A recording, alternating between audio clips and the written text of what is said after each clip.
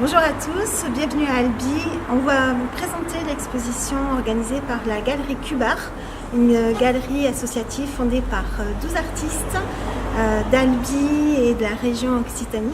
Venez découvrir 21 artistes et artisans d'art mis en scène par le scénographe Guillaume Alapetite du Chien Vert, un albigeois.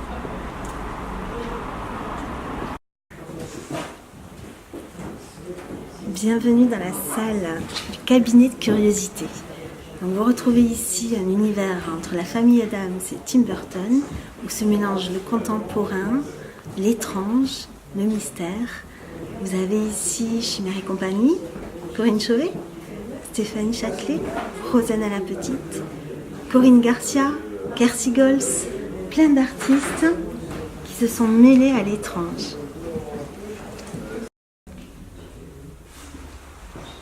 Nous voici ici dans la salle contemporaine avec une œuvre de Rosanne Alapetite qui est justement à côté de moi et qui va nous parler de son point de vue sur la mise en œuvre de cette salle. Rosanne, à toi. Alors, l'idée originale pour cette pièce était de créer un univers assez neutre qui va mettre en valeur le travail des artistes. Et ici, dans cette salle, les énergies colorées communiquent, se renvoient la balle et mettent aussi du coup en valeur des travails qui sont plus neutres, dans des tonalités blanches ou noires. Notre idée vraiment principale était mettre en valeur le travail des artistes. Merci Rosanne. Ici, c'est la salle des machines, où se mêlent la porcelaine, le fer, la lourdeur, la légèreté, le verre, le fer, les couleurs, les matières. Bienvenue dans ce monde magique des métiers d'art.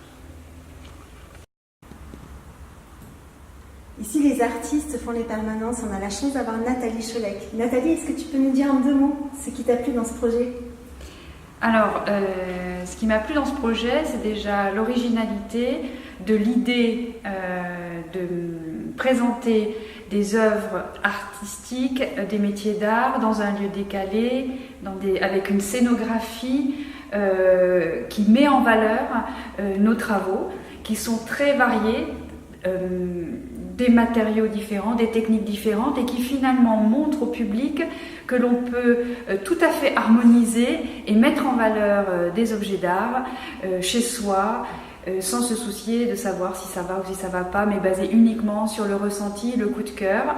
Et donc l'idée de ce projet m'a beaucoup plu. J'ai découvert l'hôtel de Rochegude et quand j'ai vu effectivement le potentiel, j'y ai cru. Et donc c'est une belle aventure humaine. On est 12 à Cubar à se mobiliser pour les métiers d'art et l'art et je pense que le pari est réussi. Tous les artistes invités, puisque nous sommes 21, sont ravis. Le public est charmé, donc je crois que l'objectif est atteint et qu'on ne pourra que recommencer les années prochaines. Ouais, je ne sais venez pas. tous, venez tous. Dans les permanences, on a aussi Kersi Gols qui est ici aujourd'hui. Donc Kersi, qu'est-ce que tu penses de cette exposition ? Corinne, je suis très content de faire partie de cette exposition. Je trouve que la réalisation et la scénographie assez différent de beaucoup d'autres expositions que j'ai participé. Donc justement cette idée de mettre les choses en scène dans une sorte d'habitacle, cabinet de curiosité, absolument génial.